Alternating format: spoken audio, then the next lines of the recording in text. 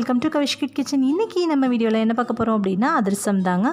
அதிரசம் அப்படின்னாலே 2 நாளைக்கு வெயிட் பண்ணி சாப்பிடணும்னு நம்ம நினச்சிட்ருப்போம். அதெல்லாம் இல்லைங்க, 2 நிமிஷத்தில் செய்யக்கூடிய சூப்பரான அதிரசம் எப்படி செய்யுதுன்னு பார்க்கலாம். வாங்க வீடியோக்குள்ளே போகலாம். ஓகே, எப்படி செய்யுதுன்னு பார்க்கலாம். இன்றைக்கி நம்ம செய்ய போகிறது பார்த்திங்க அப்படின்னா இன்ஸ்டன்ட் அதிரசம் தான் செய்ய போகிறோங்க. அதிரசம் ரொம்பவே ட்ரெடிஷ்னலாக பர்ஃபெக்டாக செய்யணும் அப்படின்னா நம்ம அரிசி மாவு அரைச்சி சலித்து வெல்லம் பக்குவமாக பாகு காய்ச்சி எடுத்துக்கணும். அதுக்கப்புறமா அதை 2 நாளைக்கு ஊற வச்சுட்டு தான் நம்ம செய்யணும். ஆனால் இது நம்ம உடனே செஞ்சு உடனே சாப்பிடக்கூடிய அதிரசம் தான். நான் இன்றைக்கி 1 கப் அளவுக்கு அரிசி மாவும் 1/2 கப் அளவுக்கு நாட்டு சர்க்கரையும் எடுத்துருக்கேன். அந்த அளவுகள் ரொம்பவே கரெக்டாக இருக்கும். உங்களுக்கு சுகர் கூட வேணும்னா இன்னொரு 1/4 கப் சேர்த்துக்கோங்க. இப்போ பச்சை கற்பூரம் எவ்வளோ கம்மியாக எடுத்துருக்கேன் பாருங்கள். இந்த அளவுக்கு பச்சை கற்பூரமும் கொஞ்சமாக சுக்குப்பொடி ஏலக்காய் பொடி, இது ஒரு நல்ல ஃப்ளேவர் கொடுக்கும். அதுக்காக சுக்கும் ஏலக்காவும் கலந்து அரைச்ச பொடியை ஒரு 1/4 ஸ்பூன் எடுத்திருக்கேன். பச்சை கற்பூரம் ஆப்ஷனல் தான், நீங்கள் கண்டிப்பாக சேர்த்தாகணும் இல்லை. ஆனால் சேர்த்தோன்னா ரொம்ப டேஸ்ட் ரொம்ப சூப்பராக இருக்கும். அதோடைய வாசனையும் ரொம்ப நல்லாயிருக்கும். ஆனால் ரொம்ப குறைவாக சேர்க்கணும், கொஞ்சம் கூடுதலாக சேர்த்திங்க அப்படின்னாலும் நல்லா இருக்காது. இப்போ ஒரு பேன் எடுத்துக்கலாம். பேனில் 1/4 கப் அளவுக்கு தண்ணி சேர்த்துக்கிறேன். நெய்யும் இதில் ஒரு இன்க்ரீடியன்ஸ் இதை நான் சொல்ல மறந்துட்டு அதுக்காக காமிக்கிறேன். ஒரு 2 ஸ்பூன் அளவுக்கு நெய்யை தனியாக எடுத்து வச்சுக்கோங்க, தேவைப்படும். இப்போது அந்த 1/4 டம்ளர் தண்ணியில் இந்த 1/2 கப் அளவுக்கு நாட்டு சக்கரை எடுத்து வச்சோன்னே அதை நல்லா கரைச்சி எடுத்துக்கலாம். அளவுகள் நீங்கள் எந்த கப் எடுக்கிறீங்களோ அதே கப்பெல்லாம் மெஷர் பண்ணிக்கோங்க. இதே அளவுகள் மெஷர்மெண்ட் கப் தான் எடுக்கணும் அப்படின்ற அவசியம் கிடையாது. இந்த தண்ணியிலேயே நாட்டு சர்க்கரையும் சேர்த்துட்டு பச்சை கற்பூரம் சுக்குப்பொடி ஏலக்காய் பொடி எல்லாத்தையுமே கலந்து நான் சேர்த்துட்டு நல்லா கரைச்சிக்கிறேன். இது நல்லா கரைஞ்சி வரட்டும். ஒரு பக்கம் தண்ணி ஒரு 2 டம்ளர் அளவுக்கு தண்ணி நல்லா சூடுபடுத்தி காய வச்சுக்கோங்க. காஞ்சிட்ருக்கட்டும். ஏன்னா தண்ணி நமக்கு இடையில பத்தாமல் போகும் சில நேரங்களில். ஏன்னு கேட்டிங்கன்னா ஒவ்வொருத்தருடைய அரிசி மாவும் தண்ணி வெவ்வேறுபடி அளவுகள் இழுக்கும். ஒவ்வொருத்தருடைய அரிசி மாவும் கூட குறைச்சி அது மாதிரி தண்ணி தேவைப்படும். அதுக்காக தண்ணி எப்போவுமே சுடு தண்ணி காய வச்சுக்கோங்க. தண்ணி நல்லா ஒரு பக்கம் எனக்கு கொதிச்சிட்ருக்கு. இப்போ இதில் கொட்டிட்டு நல்லா கிளறிக்கோங்க. எல்லா பக்கமுமே அந்த பாகு இருக்கு இல்லையா, இது பதம்லாம் தேவையில்லை. ஜஸ்ட்டு அந்த நாட்டு சக்கரை கரைஞ்சிச்சு அப்படின்னாலே ஒரு பக்கம் நம்ம கொட்டிட்டு அப்படி நம்ம கிளறிட்டே இருக்க வேண்டியது அரிசி மாவை. இப்போ பார்த்திங்கன்னா தண்ணி பத்தலை. அதனால் நான் ஒரு பக்கம் காய வச்சுருக்கேன்ல, சுடுதண்ணி காஞ்சிட்ருக்கேன். அந்த தண்ணி இது கூடவே சேர்த்து நான் எல்லா பக்கமும் தண்ணி படுற மாதிரி நான் கலந்து விட்டுக்க போகிறேன். தண்ணி நல்லா கொதிச்சிருச்சு. இப்போ அந்த தண்ணி இதில் ஊற்றிட்டு நல்லா கிளறிக்கிறேன். மறக்காமல் பச்சை தண்ணி ஊற்றிடாதீங்க, கொதிக்கிற தண்ணி தான் ஊற்றணும். சப்போஸ் பச்சை தண்ணி ஊற்றிட்டிங்க அப்படின்னா பிசு பிசுன்னு ஒட்டிக்கும். ஸோ அதனால் நல்லா தண்ணி கொதிக்க வச்சு இது கூடவே சேர்த்து நல்லா கிளறிக்கோங்க. தண்ணி நல்லா எல்லா பக்கமும் படுற மாதிரி மாவை பெரட்டி விட்டு கலந்துக்கிட்டே இருக்கணும். அடுப்பு லோ ஃப்ளேமில் தாங்க இருக்கணும். ரொம்ப அடுப்பை ஏற்றி விட்டிங்கன்னா மாவெல்லாம் கரைஞ்சி போயிடும். அதனால் அடுப்பு லோ ஃப்ளேமில் இருக்க மாதிரி பார்த்துக்கோங்க.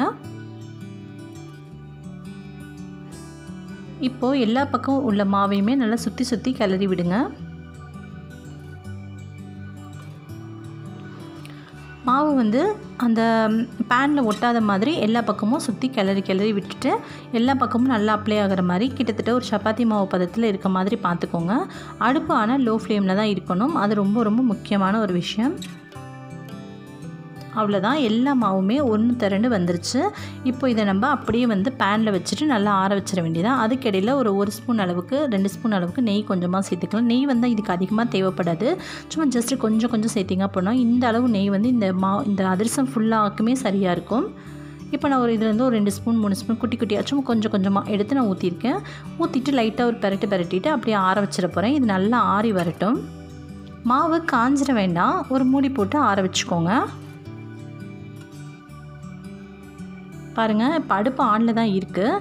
இந்த நெய் ஊற்றணும் இல்லையா, அந்த நெய்யை லைட்டாக எல்லா பக்கமும் மாவில் பெறாமல் லைட்டாக அழுத்தம் கொடுத்து பெசரி வச்சுக்கோங்க. இது பார்க்குறதுக்கு உங்களுக்கு கஷ்டமாக தெரியும், ஆனால் ரொம்பவே ஈஸிங்க. இதை நான் செய்யும்போது ரொம்ப ஈஸியாக இருந்துச்சு. எந்தவித கஷ்டமுமே இல்லை. நிச்சயமாக நீங்கள் செஞ்சு பாருங்கள், உங்களுக்கே தெரியும் இவ்வளோதான விஷயம் அப்படின்ற மாதிரி. பாருங்கள், எல்லாருமே கலந்து விட்டதுக்கப்புறம் அடுப்பை ஆஃப் பண்ணிவிட்டேன். அவ்வளோதான். இது நல்லா ஆறி வரட்டும். ஆறினதுக்கப்புறமா நான் உங்களை திரும்ப என்ன பண்ணணும் அப்படின்னு பார்க்கலாம். இப்போது ஆறினதுக்கப்புறம் கை பொறுக்கிற சூடு வந்துடுச்சு. கை பொறுக்கிற சூடு வந்ததுக்கப்புறமா இதில் ஒரு 2 ஸ்பூன் அளவுக்கு திரும்ப கொஞ்சமாக நெய் ஊற்றிட்டு நல்லா கை வச்சு நல்லா அமுத்து கொடுத்து பிசைஞ்சுக்க போகிறேன். இதை பிசைறது பார்த்திங்கன்னா கிட்டத்தட்ட ஒரு சப்பாத்தி மாவு பிசைறதுக்கு கையில் கொஞ்சம் கூட ஒட்டாது, நல்லா நீட்டாக வந்திருக்கும். பாருங்கள், இது மாதிரி தண்ணி ரொம்ப அதிகமாக சேர்த்துறாதீங்க. அது மாதிரி தண்ணி அதிகமாக போயிடுச்சு அப்படின்னா அரிசி மாவு கொஞ்சம் சேர்த்துக்கோங்க. அரிசி மாவு அதிகமாக இருக்குது, ரொம்ப வரன்னு இருக்குது அப்படின்னா சுடு தண்ணி சேர்த்துக்கோங்க, பச்சை தண்ணி சேர்த்துற வேண்டாம். இப்போது இது மாதிரி ஒரு கவர் வச்சுக்கோங்க. இல்லைனா இது கையிலே திரட்டினாலும் நல்லாவே வந்துடும். நான் ஒரு கவரில் லைட்டாக நெய் தடவிக்கிறேன். இல்லை சின்ன உருண்டைகளாக எடுத்துகிட்டு நல்லா ரோல் பண்ணி நல்லா வந்து கையிலே பால்ஸ் மாதிரி பிடிச்சிக்கலாம். பிடிச்சிட்டு இதை நல்லா அமுத்து கொடுத்துக்கலாம். இது கையிலே நல்லா திரட்டி வந்தாலே அழகாக நமக்கு நல்லா உருட்ட வரும். பாருங்கள், கொஞ்சம் கூட ஒட்டவே இல்லை. அவ்வளோதான். அதிரசத்துக்கு நம்ம எப்படி மாவு இது பண்ணுவோமோ அதே மாதிரி திரட்டியாச்சு. இப்போ பாருங்கள், நடுவில் சின்னதாக ஓட்டை கூட போட்டுக்கலாம். ரொம்பவும் தடிமனாக இல்லாமல் ரொம்பவும் சன்னமாக இல்லாமல் பார்த்துக்கோங்க. பாருங்கள், இந்த மாதிரி இருந்துச்சுன்னா போதும். அவ்வளோதான், நமக்கு அதிரசத்துக்கு மாவு ரெடி ஆயிடுச்சு. இப்போ பாருங்கள், நான் கையில் ஜஸ்ட் வந்து திரட்டி காட்டுறேன். லைட்டாக பிடிச்சோனாலே உருண்டையாயிடும். இதை வந்து லைட்டாக 2 கையிலையும் வச்சு ப்ரெஸ் பண்ணிங்க அப்படின்னாலே போதும். 2 பக்கமாக திருப்பி விட்டு ப்ரெஸ் பண்ணிக்கோங்க. அவ்வளோதான், நம்மளோட அதிரசத்துக்கு மாவு சூப்பராக ப்ரிப்பேர் பண்ணிட்டோம். அவ்வளோதான் பாருங்கள், இதை நம்ம அப்படியே எண்ணெயில் போட்டு பொரிச்சு எடுத்துட வேண்டியதான். இதே மாதிரி நான் எல்லாத்தையுமே நான் ரெடி பண்ணி எடுத்துகிட்டு வந்துடுறேன். இப்போ எல்லாமே ரெடி ஆயாச்சு. எண்ணெய் நல்லா சூடாகிடுச்சு. எண்ணெய் வந்து லைட்டாக ஒரு மாவு போட்டு பார்த்தீங்கன்னா போட்டோட்டி மேலே வரணும். இதுதான் வந்து சூடான பதம். ரொம்பவும் எண்ணெய் வந்து கொதிக்க வச்சிடாதீங்க. ரொம்ப கொதிக்க வச்சிங்க அப்படின்னா போட்டோட்டே பொரிஞ்சிடும். அதனால் அளவுகள் வந்து ஃப்ளேமை வந்து நீங்கள் கையில் அளவு பார்த்துட்டே இருங்க. கொஞ்சம் சூடாகிற மாதிரி ரொம்ப எண்ணெய் கொதிக்கிற மாதிரி ஆக ஆரம்பிச்சிச்சு அப்படின்னா அடுப்பை ஸ்லோ பண்ணிக்கோங்க. லோ ஃப்ளேமில் வச்சுக்கோங்க. அப்பப்போ அடுப்பை வந்து லோ ஃப்ளேம்லேயும் ஹை ஃப்ளேம்லேயும் மீடியம் ஃப்ளேம்லேயும் மாற்றி வச்சுக்கோங்க. உங்களுக்கு பார்க்குறப்பே நம்ம பொரிய வைக்கும் போதே தெரியும். ரொம்பவும் லோ ஃப்ளேமில் வச்சிட்டிங்க அப்படின்னா எண்ணெய் குடிக்க ஆரம்பிச்சிடும். அதனால் மீடியம் ஃப்ளேமில் இருக்க மாதிரி பார்த்துக்கோங்க.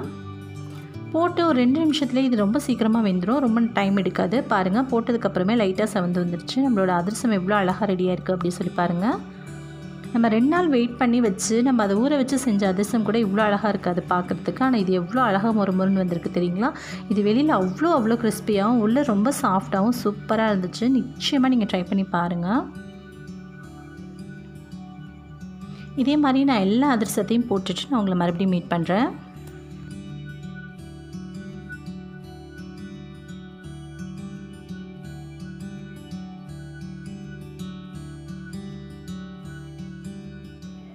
அவ்வளோதான், நம்மளோட சூப்பரான அதிரசம் ரெடி. டேஸ்ட் பண்ணி பார்க்கலாம்.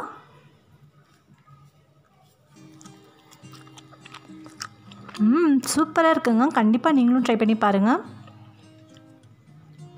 ஓகே ஃப்ரெண்ட்ஸ், இதே மாதிரி நீங்களும் கண்டிப்பாக செஞ்சு பார்த்துட்டு இந்த தீபாவளி நீங்கள் அசத்துங்க. இந்த வீடியோ உங்களுக்கு பிடிச்சா லைக் பண்ணி ஷேர் பண்ணுங்கள். மறக்காமல் நம்ம சேனல் கவிஷ் கிச்சனை சப்ஸ்கிரைப் பண்ணிக்கோங்க. கூடவே ஒரு பெல் பட்டனையும் ப்ரெஸ் பண்ணிக்கோங்க. இந்த ரெசிபி எப்படி இருந்துச்சுன்றதை கீழே கமெண்ட்டில் சொல்லுங்கள். பார்க்குற எல்லாருக்குமே ரொம்பவே யூஸ்ஃபுல்லாக இருக்கும். தேங்க்யூ.